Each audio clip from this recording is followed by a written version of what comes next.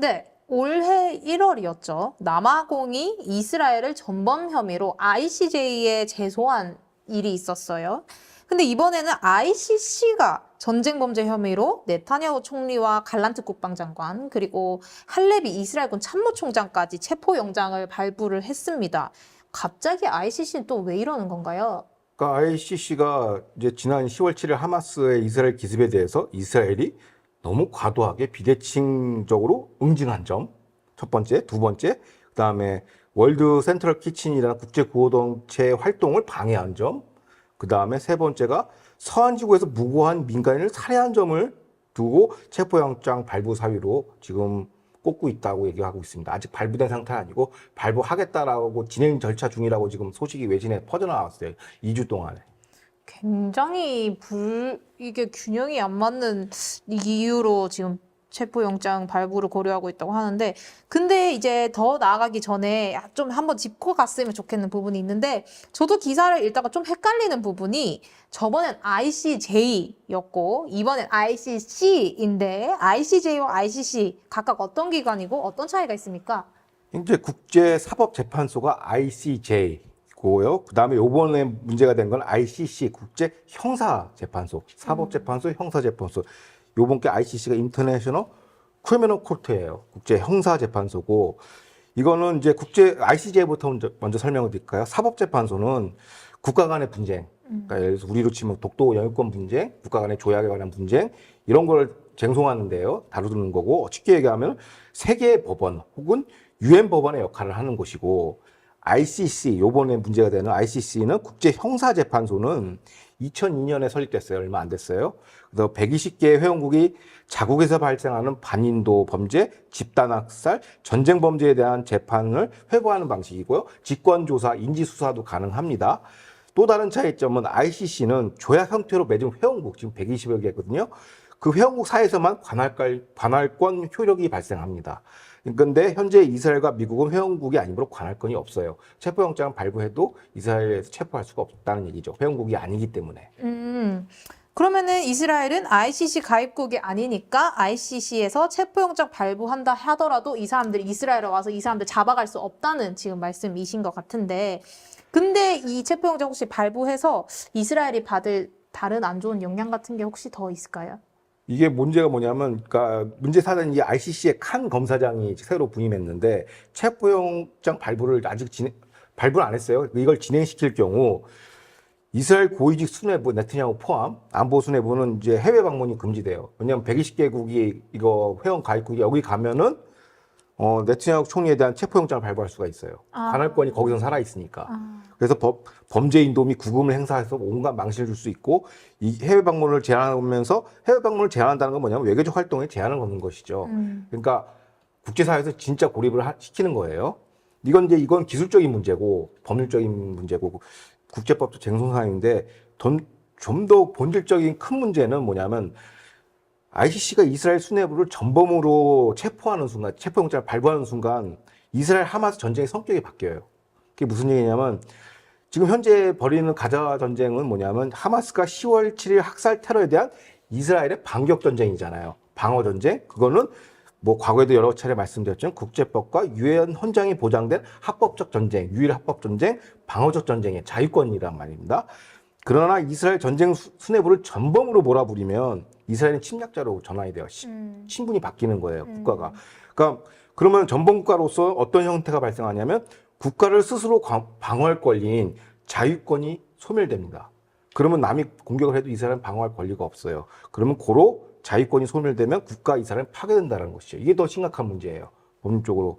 그래서 ICC가 체포영장을 강행할지 국제사회에다가 이스라엘은 국가로 존재할 수 없는 해체 대상이라는 걸 명문화시켜주는 겁니다. 그래서 이게 좀 더 기분 나쁘가지고 그런 사례가 되는 것이죠. 근데 이번 ICC의 이 체포영장 발부가 또 이 바이든 행정부의 손길이 닿은 작품이라고 하는데, 바이든 행정부가 어떻게 이번 일에 영향을 끼쳤고 또 왜 이번 일에 바이든 행정부도 연관이 된 건가요? 그러니까 아미트 시걸이라는 이스라엘 소재 이제 전문 탐사 취재 기자가 이제 밝혀낸 건데, 요번 ICC 체포영장은 이제 바이든 행정부가 그린라이트 허가한 거다, 이렇게 밝히고 있어요.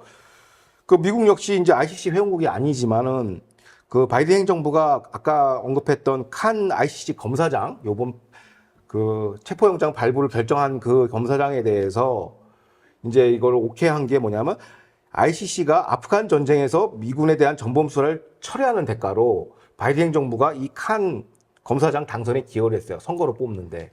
그래서 이제 바이든 행정부가 페이버를 준 거죠. 우리가 너 당선시켜 줄 테니까 미군에 대한 전범 수사를 종결해. 대신에 우리 민원 들어줘. 그 민원이 뭐냐? 이스라엘에 대한 이제 체포영장이죠.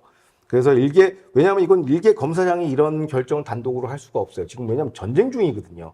수사라는 개념은 사전에 하는 거고, 사후에 하는 거거든요. 결과가 다 나와 있고, 그 다음에 수사를 해서 재판에 가는데 지금 전쟁 중인데, 현장을 할수는 건 말이 안 되죠. 그래서 일각에서는 바이든 배후설이 이스라엘에서는 팽배하게 나오고 있습니다. 아하. 근데 이번 화요일에 백악관에서 이번 ICC 일에 대해서 우리는 지지하지 않는다. 이런 발표까지 했는데 바이든 행정부 왜 맨날 이렇게 앞뒤가 다른 건가요? 그러니까 갑작스러운 태세 전환에 대해서 이제 그 원인이 뭔가 왜냐하면 장피에르 그 대변인이 여기서 너네도 관할 거 없어. 갑자기 강하게 얘기하더라고요. 그래서 들여다보니까 주요 외신들의 분석 기사를 보니까 현재 진행되고 있는 종전을 위한 이스라엘 하마스 인질 협상이 그 원인이라는 거예요. 그나마 지금 미국 측 관점에서는 인질 협상이 잘 되고 있는데 이거를 갖다 ICC 체포영장으로 산통을 깨면 안 되잖아요. 아하. 그래서 이 협상을 잘 무르익게 하기 위해서 이스라엘을 너무 압박하면 안 돼. 해서 ICC 측에 연락했다라는 추론이 지금 주요 외신에서 설득력을 얻고 있고요. 그럼 고로 이건 뭐냐면 이번 ICC 영장 소동의 배경은 인질 휴전 협상, 라파 공세 저지를 위한 이스라엘 압박용 채찍이라는 것이죠. 그러니까 이번에 협상 잘 되고 있으니까 뺀 거야. 근데 이번 일에 대해서 이 미 공화당 하원 의장이 오히려 불명예스럽고 불법이다라고 비난하는 성명을 냈다고 하는데 이 바이든 행정부의 결정이 미국 전체의 의견은 아닌가 봐요? 그렇죠. 이제 미 공화당 상하원 중심으로 얘기하는 건데, 관할 거 없는 ICC가 이걸 판례는 선례잖아요. 한 번 달면 이게 이제 계속 반복이 되기 때문에 이건 미국 정치인, 미국 외교관, 미국 군인들에 대한 체포영장도 발부할 수 있다는 얘기예요. 한 번 이게 뚫려버리면 선례가 남기 때문에. 그래서 여기서 성토가 있고 실제로 공화당 상하원 의원들은 영장 발부에 맞서는 법안 초안이 이미 작성되고 있다는 거예요. 이게 맞서기 위해서. 그래서 특히 톰 코튼 공화당 상원 의원은 SNS를 통해서 뭐라고 했냐면 ICC 너네 수뇌부 잘 들어라. 사정 연구하는데 만약 ICC가 하마스와 이란 가로 열고 닫고 러시아 동맹 편에 서서 반이스라엘 정치 게임에 개입하면 너네 반드시 제재한다는 거예요. 그래서 너네들 금융제재 걸어가지고 돈 다 빼라. 빨리 미국에서 다 쓸어버린다는 거예요. 그리고 미국 방문은 꿈도 꾸지 마라. 완전 강력 경고를 했어요. 미리 내가 사전 노티스 하는데 해봐. 이거거든요. 근데 이게 왜냐면 트럼프 행정부가 당시 ICC가 미군 지휘관을 전범 혐의로 구속하라고 했거든요. 아프간 전쟁에서. 그래서 당장 제재안을 발동시켰어요. 만들어가지고 ICC 제재하라고. 근데 바이든 행정부가 또 들어와서 이 제재안을 또 해제한 상태입니다. 그게 항상 바이든 행정부 문제인데, 그 사실 지난주에 저희가 소개해준 미 국무부가 그 이스라엘군 IDF에 대한 제재안이 제동이 걸린 이유가 뭐냐면 미 하원에서 미 국무부에 대한 통신조회 및 직권감사를 발표했어요. 과거 브레이티 방송 보신 분은 알겠지만은 주 이스라엘 미 대사의 성향도 그렇고 지금 어떻게 보면 팔레스타인 대표단 성격, 공사단 성격도 약간 친팔레스타인 인사들이 많거든요. 그러니까 이들과 미 국무부 팔레스타인 데스크와의 그 교신 내용을 정보공개 청구해서 다 까자는 거죠. 그게 왜 위험하냐면 하마스는 어찌 됐든 간에 테러 지정 세력이에요. 그럼 테러 지정 세력을 지원하거나 배후에서 도우면은 어떻게 돼요? 바이든 행정부 인사, 국무부 관료들은 뭐가 됩니까? 이적행위가 돼요. 그거 다 직권감사 하겠다는 거예요. 그래서 블링컨 장관이 딱 홀드 시킨 것이죠. 그러니까 이런 치열한 정치 게임이 또 시작되고 있습니다. 이스라엘 두고.